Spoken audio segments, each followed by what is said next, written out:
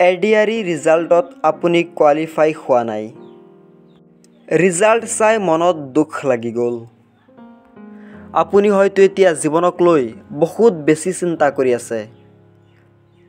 লগৰ দুই এজনে হয়তো কোৱালিফাই কৰিলে, কিন্তু আপুনি কৰা নাই। আৰু নানান ধৰণৰ চিন্তা আপোনাৰ মূৰত সোমাই আছে। এতিয়া কি কৰিব নকৰিব? চাকৰি এটা পালে অভাৱবোৰ নাইকিয়া হ'লহেঁতেন। চাকৰি এটা পালে বৃদ্ধ মাক দেউতাকৰ চিকিৎসা কৰিব পাৰিলেহেঁতেন। চাকৰি এটা পালে এইবাৰ বিয়াখন পাতিলোঁ হয়। এনেকুৱা নানান ধৰণৰ সপোন আছিল, কিন্তু সকলো যেন শেষ হৈ গ'ল। এনেকুৱা এটা অনুভৱ এতিয়া মনত আহি আছে। হয়, চাকৰি এটা লাগে, কিন্তু চাকৰিখন নাপালে বুলি আপোনাৰ জীৱনখন ধ্বংস হৈ যোৱা নাই। কি ঠিক আপোনাৰ জীৱনত ইয়াতকৈ আৰু কিবা বেছি ভাল এটা বস্তু অপেক্ষা কৰি আছে। নেক্সট টাইম ইয়াতকৈ আৰু ভাল চাকৰি এটা পাব আপুনি। চাকৰি পোৱা নাই, বিফল হৈছে, কিন্তু হাৰ নামানিব। নেক্সট টাইম আকৌ ভালদৰে ট্ৰাই কৰক।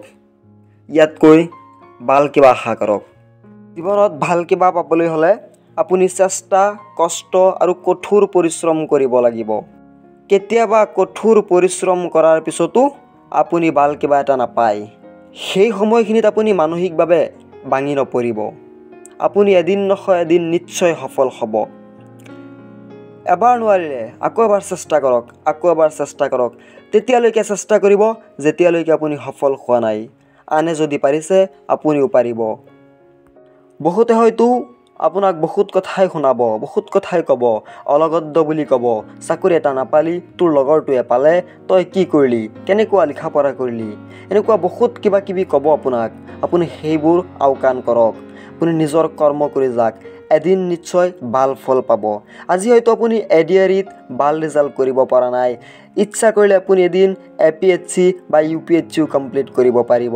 আপোনাৰ ইচ্ছা শক্তিয়ে সকলো সম্ভৱ কৰি তুলিব। সফলতা আচলতে বিফলতাৰ পৰাই আহে। আপুনি আপোনাৰ বিফলতাৰ পৰা শিক্ষা লওক আৰু জীৱনত আগবাঢ়ি যাওক। পাছলৈ ঘূৰি নাচাব। আপুনি এডিআৰইত ফেইল কৰিছে, কোৱালিফাই হোৱা নাই, সেইবোৰ কেতিয়াও চিন্তা নকৰিব। নেক্সট আগত কি আহিছে সেইবোৰ চিন্তা কৰক। আগত কি এক্সাম আছে, আগত কিমানটা ভেকেঞ্চি খালী হৈছে সেইবোৰ চিন্তা কৰক আৰু ভালদৰে কষ্ট কৰক, পৰিশ্ৰম কৰক। আপুনি নিশ্চয় সফল হ'ব।